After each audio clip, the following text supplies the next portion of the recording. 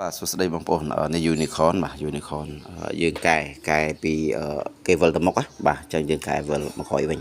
អូខេដើម្បីកែវាបានបងប្អូនបើកភ្លើងចុច P បូក S ណាហើយបើកភ្លើងអូខេបាទគេចេញ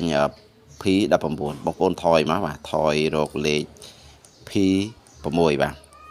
P 6អូខេនេះ P 6បងប្អូនណាចុច S 1នេះ001នេះគេវិលទៅមុខណា001វិលទៅមុខអញ្ចឹងយើងចង់កែមកបញ្ចូល1យើងថយមកដាក់លេខ0មក00ណាហើយយើងចុច S ហើយយើងចុច P វិញបាទអាលីធ្វើការតេស្តណាធ្វើការតេស្តអូខេបងប្អូនមើលណោះបងប្អូនឃើញគេវិលមកក្រោយឃើញទេបាទអូខេអានេះគេវិលមកក្រោយបាទអញ្ចឹងមួយទៀតលបឿនបងប្អូនណាលបឿនយើងចុច P 1មកលបឿនគេនៅក្នុង P1 ណានៅក្នុង P1 អញ្ចឹងមានន័យថាបើយើងអត់ចុច P បូកដំបូងទេណាបាទអញ្ចឹងគេចេញតែ P3 P1 P2 P3 បើយើងចង់ឲ្យបានដល់ P19 ហ្នឹងយើងចុច P បូក S តែយើងបាត់ភ្លើងសិនណាមិនចុចចេញណាអូខេឥឡូវត្រឡប់មក P លបឿនហ្នឹងវិញ P1 ចូលមកនេះលបឿនមកគេ400ណា